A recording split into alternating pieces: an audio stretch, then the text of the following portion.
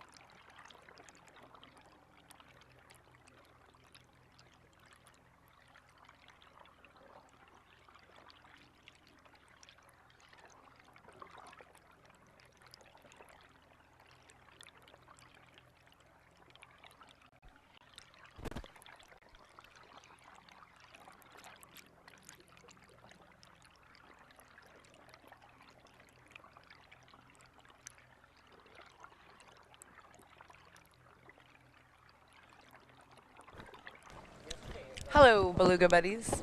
Just repositioning the boat to get you the best viewing possible as we are drifting a little bit here in the river with the current and the wind. Delphi's a mover and a shaker, so sometimes we start being just on the outskirts of a pod and then we get pretty far away, and I know that can be challenging on the on-deck camera, so just repositioning. But I did want to take this opportunity to just consult with Jacqueline about what she might know about some behavior that we're seeing this year that I didn't see at all last year, at least not until the very end of the season, and when I did, it was quite rare. But beluga tails.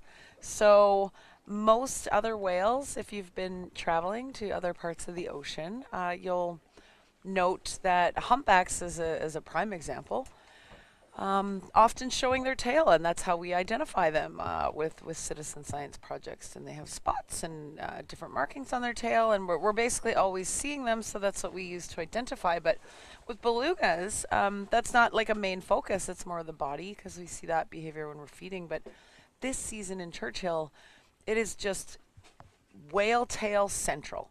Um, it's just pretty constant. I think we've kind of agreed that maybe mostly it's juveniles, but we have seen some full adult white belugas doing some deep dives with their tail fully out of the water. So we just thought we'd talk to Jacqueline about if that's normal with her population, if she sees it a lot, why we think we might be doing that. So, Jacqueline, what do you think about the tails? Yeah, it's really cool seeing all these beluga tails. So I would say this is a behavior that's not very common in the St. Lawrence population. We don't see it that often. You do see it once in a while. We believe that it's something that's happening when a beluga is undertaking a deeper dive down to maybe feed in the mud. But we're not in very deep waters here. Just looking. Whoa, whoa, whoa. Let me stop you right there. Oh, sure, yeah. Feeding in the mud. So I Yes. thought belugas were just chasing capelin all the time. What do you mean by feeding in the mud? Yeah, so belugas do love capelin, don't get me wrong. They love to eat a bunch of like little fish, some bigger fish. They also spend a lot of time feeding down on some worms and invertebrates that are down in the sediment, down in that Really? mud.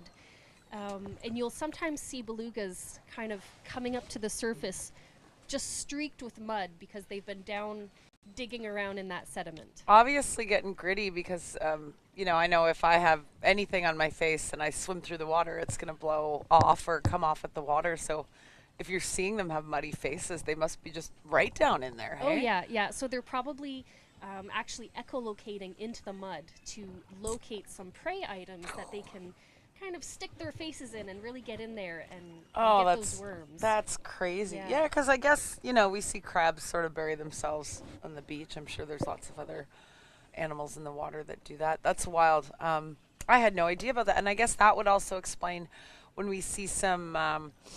Is the right word scarring, but we often see when the belugas come right up to the camera, they've got, you call them chapped lips, I think, Yes, is what yep. scientists are calling them. But maybe that's from like digging in that mud and there's rocks there, kind of Yeah, thing. yeah. Like there's some grit in that sediment, so definitely they're facing some chapping on their lips from all of that abrasion. But luckily, belugas their skin heals very quickly, so that's probably not a big deal for them. Oh, neat. That's so fun. I genuinely didn't know that. And belugas in the mud, gosh, can they get any cuter? I don't know if they Okay, can. fantastic. I'm going to reposition the boat again because we have drifted. So we'll hit you back in a little bit, Jacqueline. We got a few more questions, but I'll let you um, enjoy this and get all the photos you need for your research. All right, thanks so much.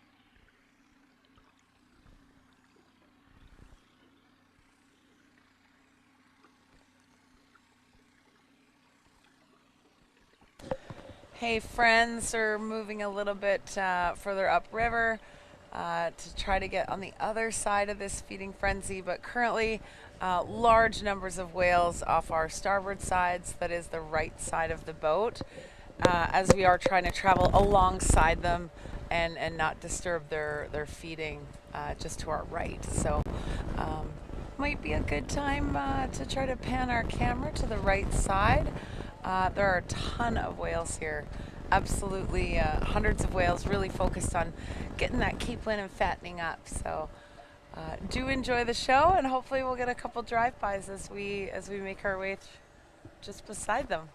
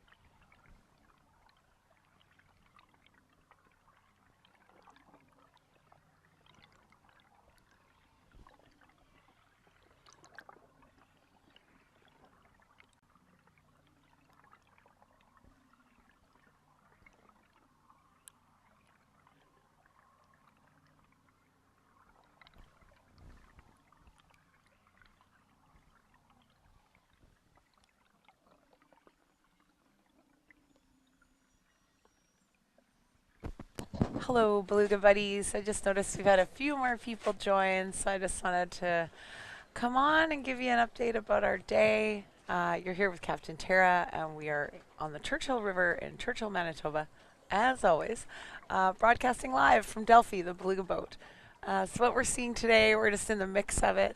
Um, large feeding frenzy, definitely hundreds of whales on the surface. So hopefully you guys are catching that on the on-deck cam. We've had a couple drive-bys on the underwater cam. The whales are very aggressively feeding, it seems. Lots of up-down behavior from, like I said, hundreds of whales, certainly. We are catching some babies in the mix today. Um, our resident beluga expert on board today, Jacqueline, was telling us how we can try to identify maybe babies born this year versus yearlings who were born a year ago. Obviously, size being one of the main factors, but also they pop their head a little bit more in their first year as they're still getting used to that, being just born and everything.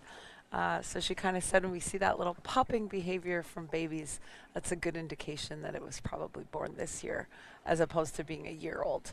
Because by the time they get to be a year, they are a little bit more comfortable with their bodies and breaking through the water.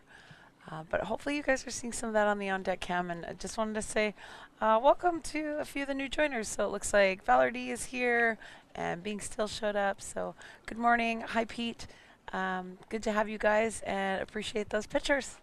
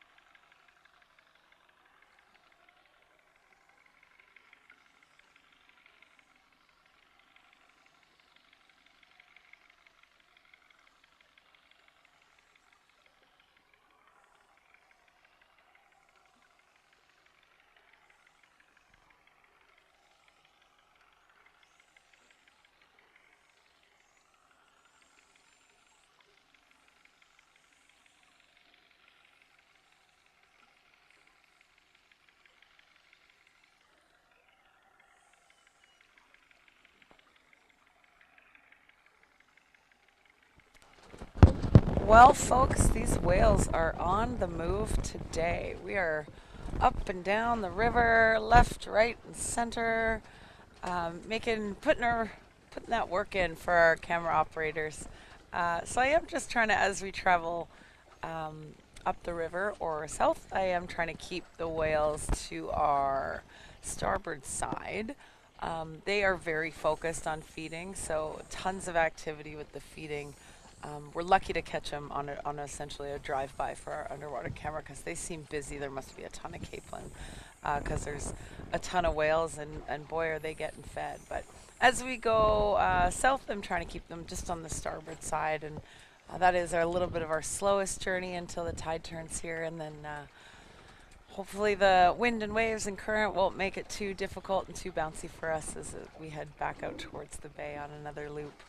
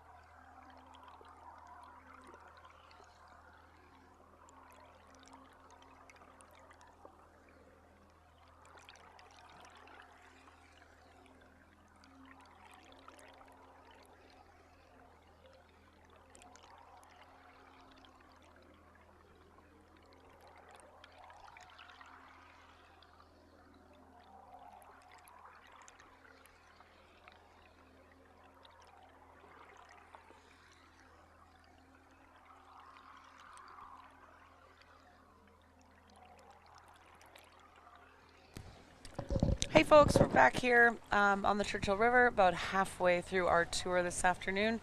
So if you're just joining, we've got about 2 more hours left till 1:30 Central. We've got Captain Tara at the helm, and I've got our resident beluga expert, Jacqueline, with us, visiting from the St. Lawrence region where she studies the St. Lawrence beluga whale population. So we're just turning around to sort of get back in position as the whales and their feeding frenzy is moving. But I thought we could take this opportunity to chat with Jacqueline and learn what we can from her, because she is just a barrel of knowledge about beluga whales. And I understand last night, Jacqueline, you gave a little bit of a presentation to the local community about some of your research. I was wondering if you might want to tell our viewers a little bit about it. Yeah, that's right. So I had the opportunity to give a short presentation to the community and answer some questions. We had a great time. So one of the things I was talking about was this phenomenon of migratory culture in belugas. So culture is something that, of course, as humans, we're well aware of. We think about pop culture. We think about maybe your more traditional things like Shakespeare and opera being culture. But culture is really a phenomenon that we also see in nature. So we define it as behaviors that are learned socially from other individuals of the same species. Okay. And we do see culture in belugas, especially in the form of migratory culture. So there are these areas in the St. Lawrence where whales will traditionally return to summer after summer, and they're actually very resistant to any kind of change. So for example, there was a marina that was built in Tadoussac, which this bay used to be probably a traditional summering area for a group of whales.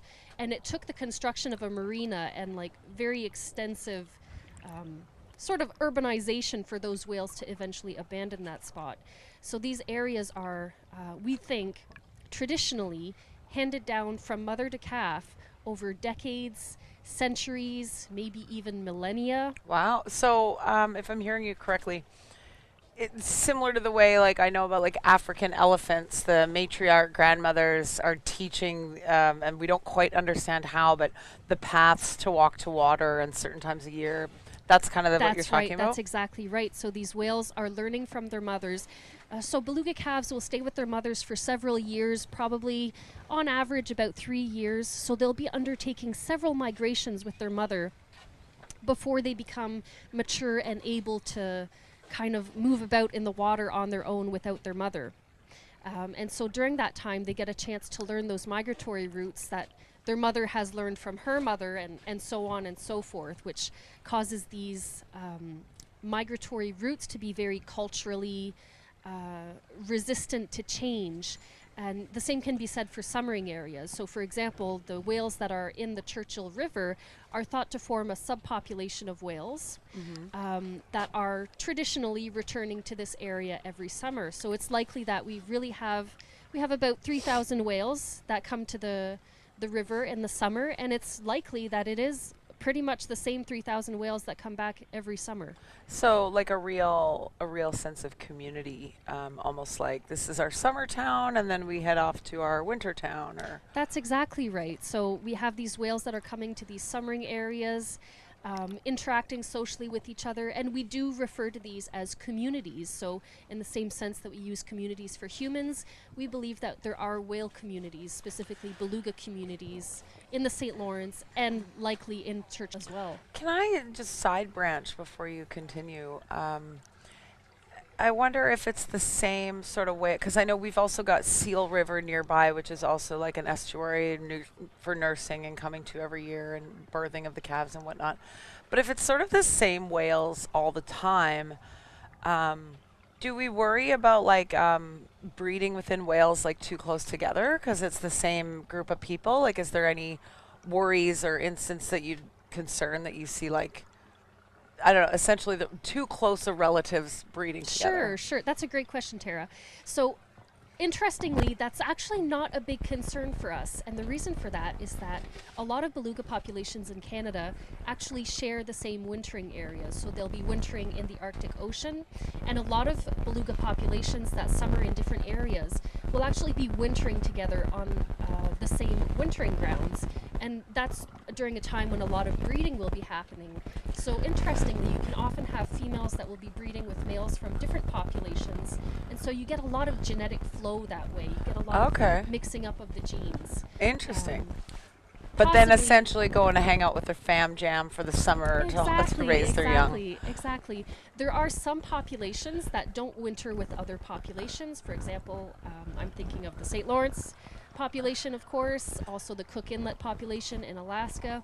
These are resident populations that don't undergo very long migrations, so they don't actually get the opportunity to interbreed with different populations on the wintering grounds. And for these populations, especially because they are endangered, so we're talking about small populations, in these cases, inbreeding could be an issue. Yeah, going forward in the future. Just a quick question about the resident whales. So, example, St. Lawrence, like here in Churchill, we've got the bay, and then bam, access to the Arctic. It's a highway of activity. But in the St. Lawrence, really much kind of like a one-way track to get to the ocean.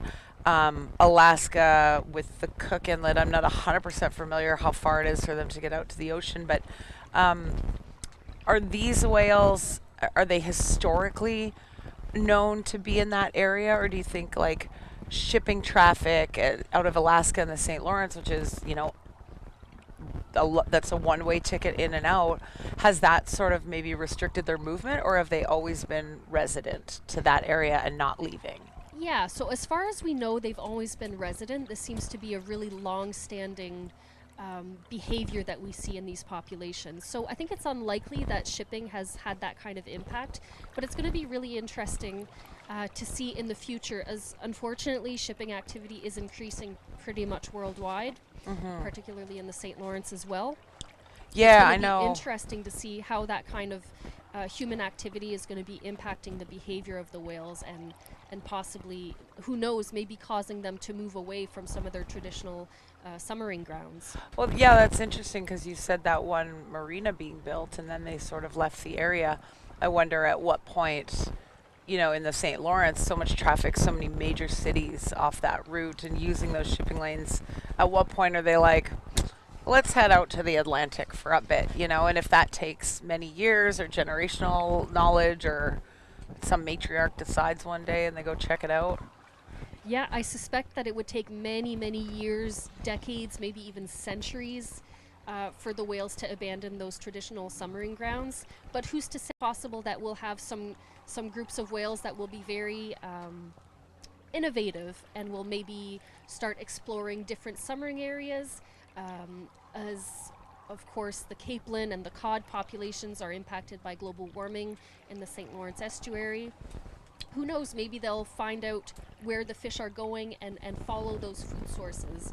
So that would be certainly an interesting thing to see, not something we would expect to see in any kind of short time scale. But yeah, it's interesting to think about how adaptable these animals might be.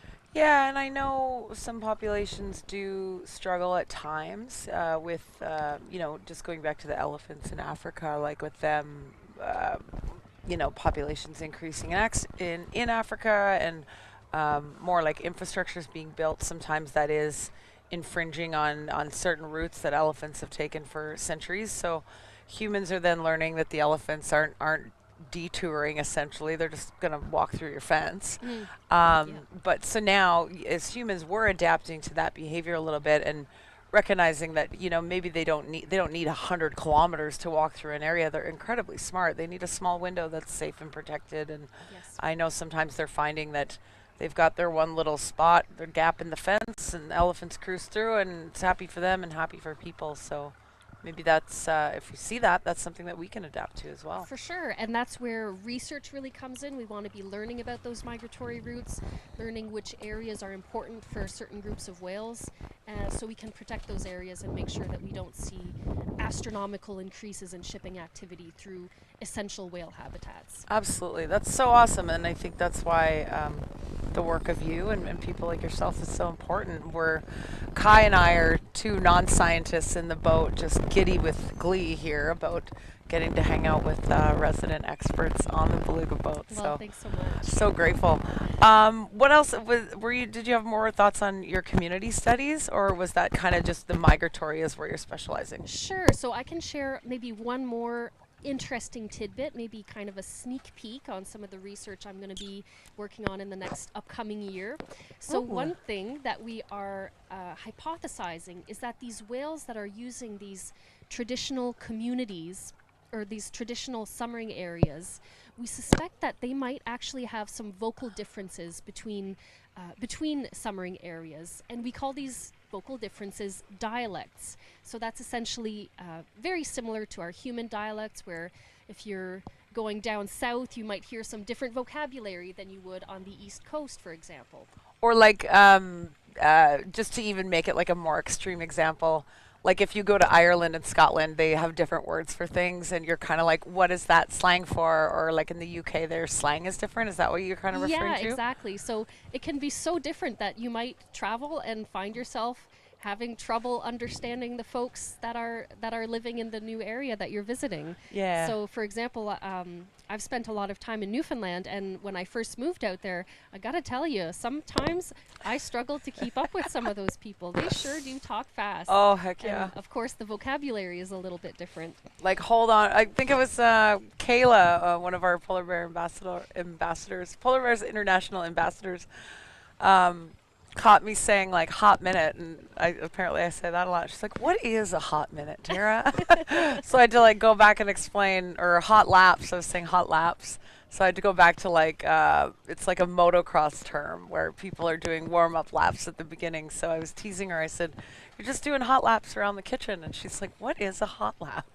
So that's kind of fun. Just even within, it's very cool to be up here with so many people internationally, because we do have a little bit of different dialect just coming from different places. Yeah, for sure. But were you saying that you're noticing this in the summering areas where there's different beluga populations, and then you're hypothesizing that those populations are talking differently within their populations? Yeah, so we know that different populations of belugas have some vocal differences. So maybe that would be more equivalent to different languages. Okay. But we also seem to see some differences in the vocal behavior of whales within the same population, depending on where they summer exactly. So for example, in the St. Lawrence, there is one little river that branches off from the St. Lawrence, and there's a group of whales that use that river. And we refer to that as the Saguenay community of whales. And they seem preliminary results, so this is a sneak peek. Mm-hmm. Yeah, we're not taking these as fact just yet. Yeah, we still have a lot of research to do on this. But it does seem like, in a preliminary sense, we are seeing some vocal differences between the whales that are using that river compared to the whales that are using the rest of the St. Lawrence. And just to simplify it for us ignorant people who don't know, when you say differences, is that like a frequency, like the high pitch, low pitch, or is it the length of the sound? Like, what exactly is it that's different in simple terms? Yeah, sure. So in simple terms, we are talking about the frequency. Frequencies. So how high-pitched or low-pitched their sounds are. Also, likely some differences in the duration of calls. And some of these factors might relate to how noisy the habitat is of these whales. So if a whale is in a very noisy habitat with a lot of low frequency boat noise, you might expect to see that their vocalizations are more high pitched, so that they can be heard over the sound of those low pitched boats. Okay, that makes sense. Yeah. Interesting. Well, that is super exciting. I hope that we see you back on the boat next year, and we I can hope follow so, up on yeah. this. Jeez. Yeah. So in true Delphi style, as soon as we started chatting, we've had a bunch of engagement from the whales again. So hopefully you guys caught some of those smiles on the underwater cam. But thank you very much, Jacqueline. I will let you get back to getting some photos for your research, and when we have a lull again, we'll bring you back on, because apparently you're drawing the whales today. So thank you for good. taking the time. All right. Thanks, Tara. Oh, Susie Q was saying, interesting how the small population like the southern resident orcas have the same issues of inbreeding. So that's kind of an interesting. Thanks for sharing, Susie.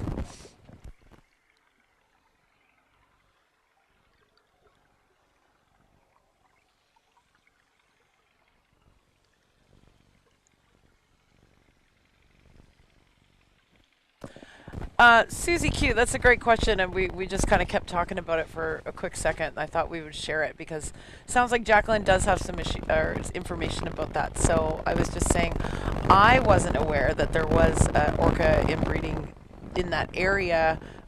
Jacqueline, can you share anything? What do you know? Sure. So inbreeding really is an issue in some of those small endangered populations, and of course in some of those endangered killer whale populations, it is an issue.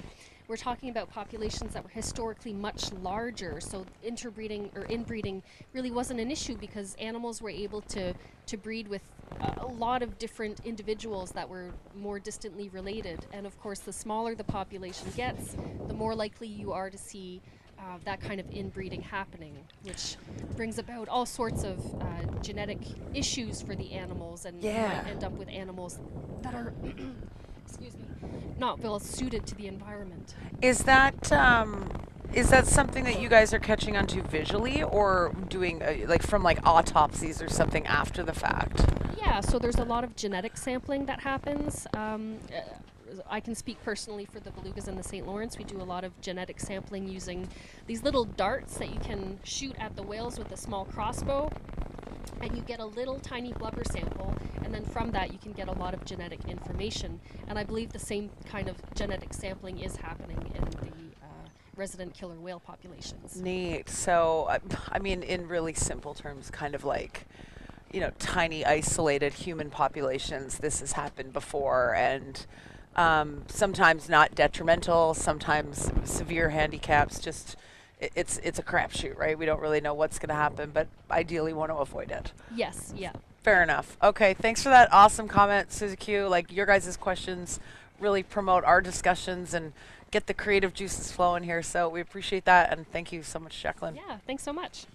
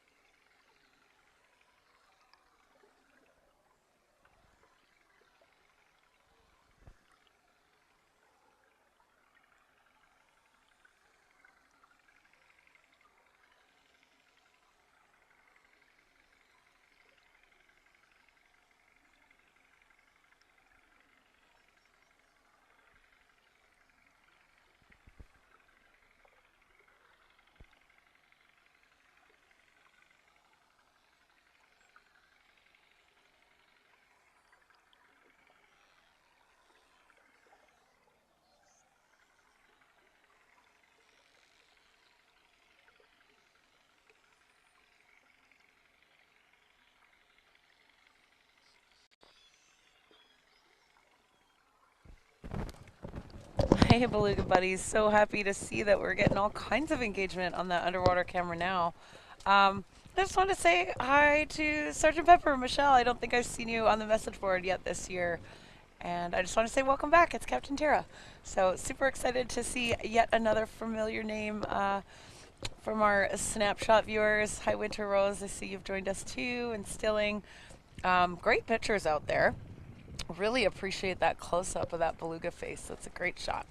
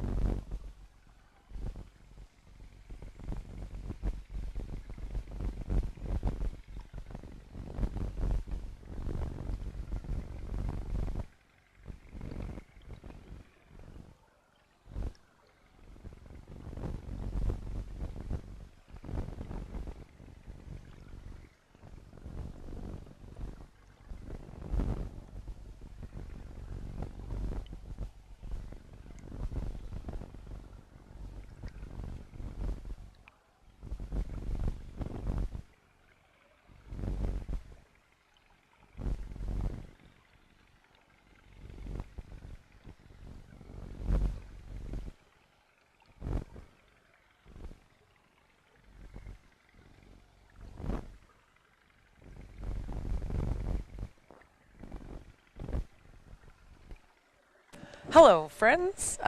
In some very exciting news, we've just seen the Canadian Coast Guard ship. Looks like they fired something up. There's some smoke coming off of there. So we're just dealing with a little bit of wave action from the south. That's making it a much nicer ride for us to point our bow towards the bay.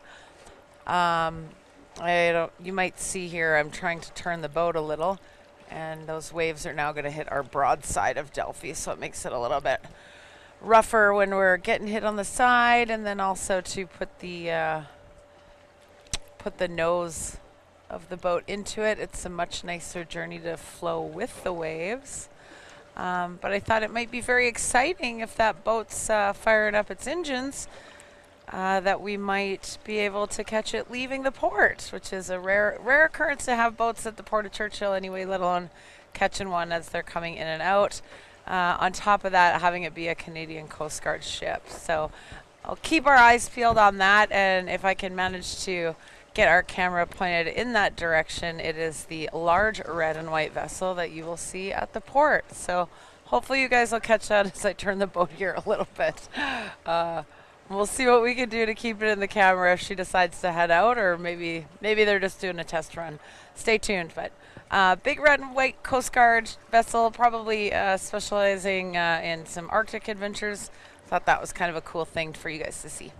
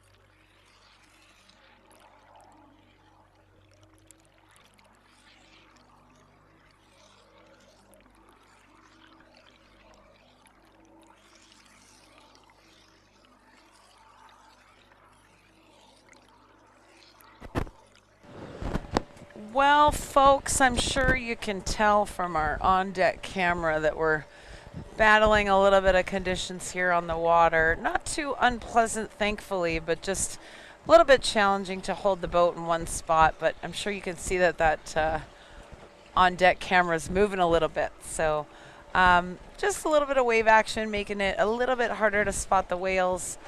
We do have some over here. We're just in front of the port on the west side right now, but I think we're actually going to head a bit closer to the port where I also see a little bit more whales. But the feeding frenzy is definitely dispersed. So now it just looks like smaller groups of, as Jacqueline might say, smaller communities of whales are hanging out together, doing a little bit of feeding. We haven't seen the Coast Guard ship move yet, so maybe they were just firing up some engines, maybe turning on the heater for today. But in exciting news, what we might have missed on the on-deck cam is we saw an Arctic tern, with a fish in his mouth. And then I think also just a duck recently, which we don't always see out on the river. It's usually more of those seabirds over land birds. But Jacqueline called out the bird that I saw, and she said she thought it was a duck. So we're still having a fun time out here. We've got just over, I think, an hour left on our tour. We'll do our best to keep close to the dolphins and try to stabilize that on-deck cam if we have any opportunities to snap some photos of them while they're with us. And as always, if there's any questions out there, do feel free to post them on the message board. But thanks for sticking with us on our adventure today.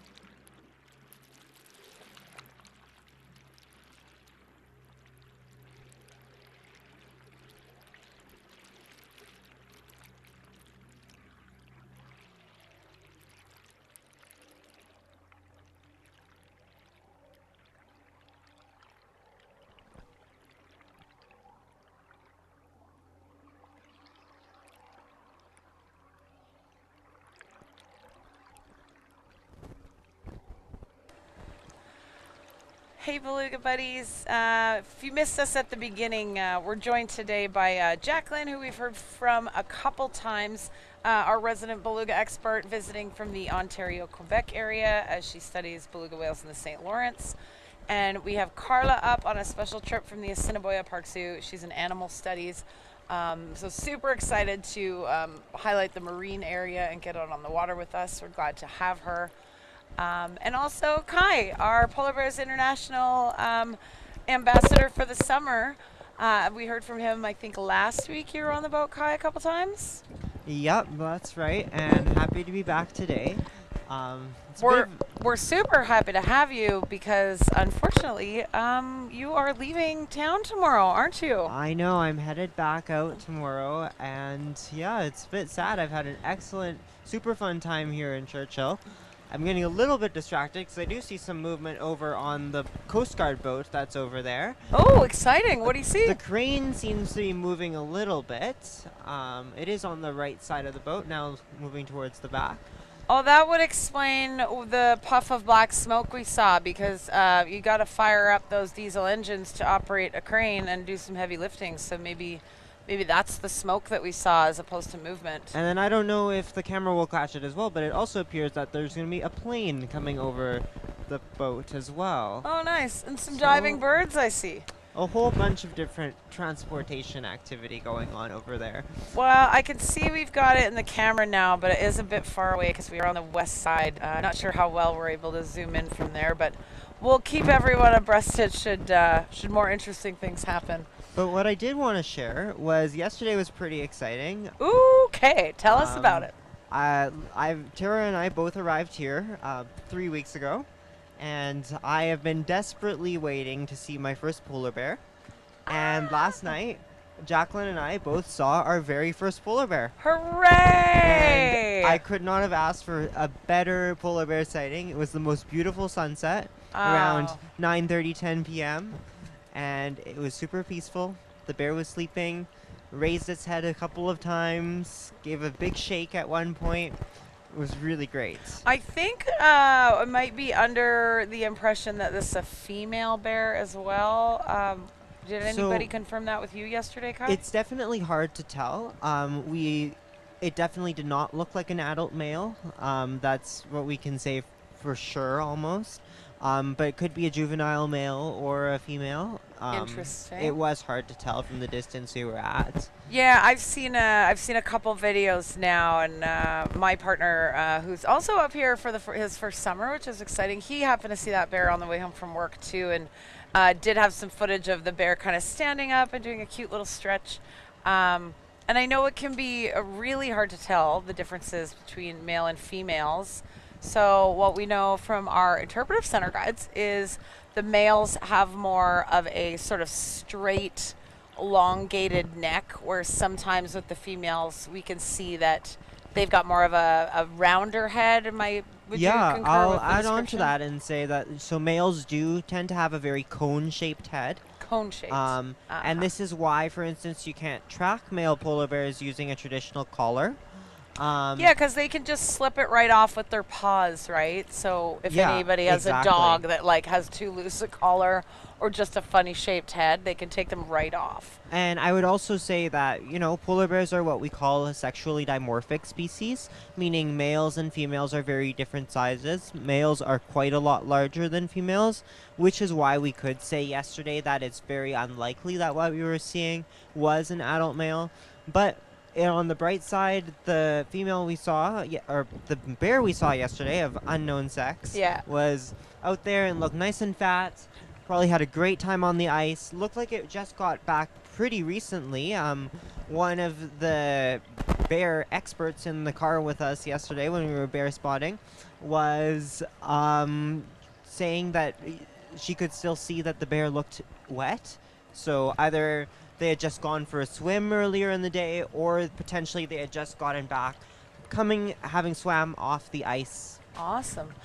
Do you happen to know, I don't mean to put you on the spot here, a few days ago, Kai and I were both working at the Polar Bears International Interpretive Center, and at that time, it was just less than a week ago, we were saying that we figured the ice was about 30 kilometers there's the really large ice piece about 30 kilometers off Churchill. Do you know if that's any further or closer this week? Have you heard? Personally, I haven't heard anything, although I think what Tara and I have both noticed, and what's quite a theme, is that these things can shift quite regularly just depending on the winds. Winds can have such a strong effect on this. Yeah. And like I remember one time last week we were able to take you out to see some sea ice, then the next day it was gone, and who knows? And then the next day we learned about all the mirage sea ice because we thought we were going to see it, and I wouldn't say mirage, but further away than we had assumed.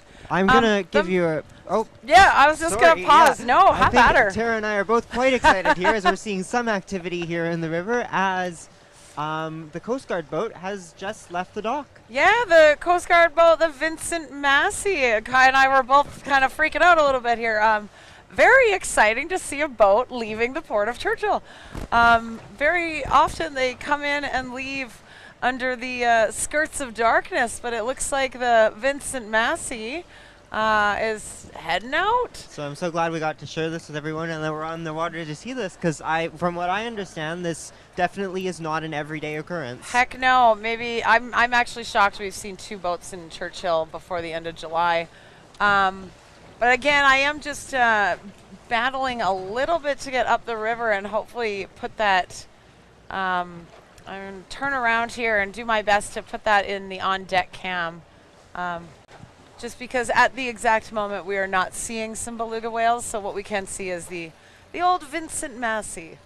And we can always, if anybody has any boating apps, you can check out Marine Traffic for some stats on that boat, should they be available.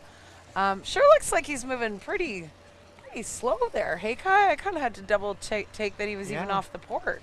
Yeah, he seems to have just, be moving slowly, but we'll probably be exiting the bay, or not the bay, exiting the river here and into the bay is my feeling.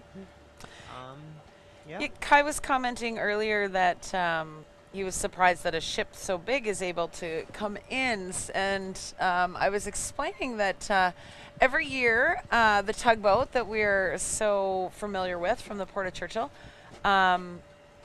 moves the marker buoys in and out, and we can't leave them in all year here in Churchill because of the ice freezing. So if you left them out, the Churchill River does sort of freeze over, and skidoos and sleds are able to travel across the river that way. So they do pull out those marker buoys and then go replace them every year. And they do some depth sounding to make sure that those marker buoys are set up for the deepest part, the deepest entrance, if you will, of the river, so that those large cargo ships are able to safely come in and, as needed, dredge the river to ensure that it is deep enough to receive those important goods and supplies. And Tara, I think you brought up a really good point there. That's something that we definitely like to talk about in our Polar Bears International Interpretive Center there, is the idea of sea ice being of importance not only to polar bears and belugas and other members of the Arctic ecosystem food chain, but also to humans as well, as a form of transport when sea ice is thick. Absolutely. As well as Earth's natural air conditioning, right? Yeah, we've been having some discussions out on the water today in regards to some pretty serious forest fires that are happening out west here in Canada. So Jasper, Alberta, in Canada up here, it's a national park beloved by many and very world famous. Marilyn Monroe had made an appearance there and had a movie, and Jasper's certainly suffering right now as a forest fire is ripping through that very small mountain town, which was evacuated on Tuesday.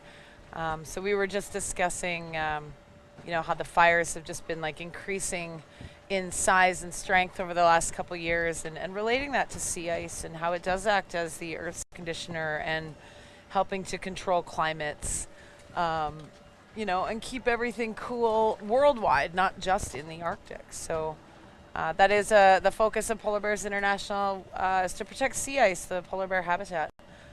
So it is something that we focus on here, and also equate how that directly influences the beluga whales, as they use the sea ice sometimes for protection from orcas, and as a place to kind of move back and forth and move around safely. And my hope is that even in these toughest of climate times, that maybe we're able to offer a little bit of solace with some belugas, if not just a little bit of break from what can be sometimes some doom and gloom climate news. Yeah. So hearts and um thoughts and prayers definitely with my friends in Jasper. It was a community I lived in for about 4 years, and I know Churchill has a lot of ties back to Jasper just with seasonal staff. So if anybody's tuning in, our hearts are with you guys, and we'll get through it together. But I'm just turning the boat around here because we are getting a little close to land. So I hope I was able to keep the old Vincent Massey in the frame for a little bit. I do see a little pot of beluga whales just off to my right now, so hopefully we'll keep them there. I am noticing that that crane is in an odd position for transport. I would assume it would have been tucked up tighter as they headed out to sea. But I'm not a crane mechanic, nor am I a crane operator, so who am I to say what the right position that crane should be in? Hopefully we'll be able to catch this pot of beluga whales on the on-deck cam here just beside us. I can count about 10, so that's great timing.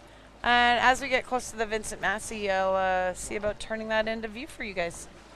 Thanks so much for sharing, Kai. It's been a pleasure to have you with us this summer. I know Polar Bears International has greatly appreciated all your contributions, and just been a pleasure to be around and a pleasure to have on the boat. So thank you so much. Well, thank you again. I've had so much fun being here with Captain Tara and the rest of the Polar Bears International team, and I can't wait for what's next.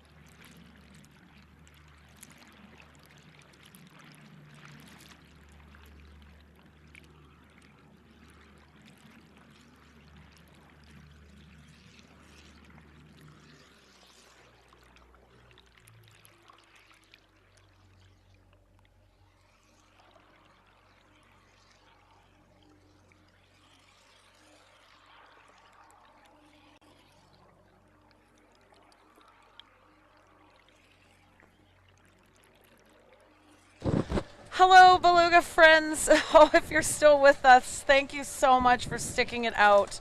I think we're going to actually make a call here this afternoon and cut our tour a little bit short.